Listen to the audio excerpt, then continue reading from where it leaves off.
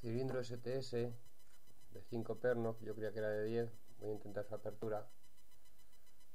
La verdad es que este da mucho juego conforme es.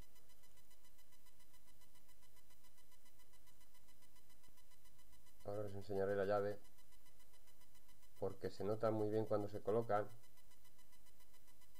y vas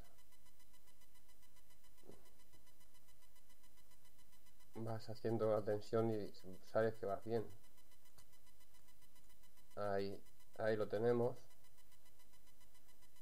abierto. Se atora un poquito ahora. Bueno, y esta es la llave, por eso os digo que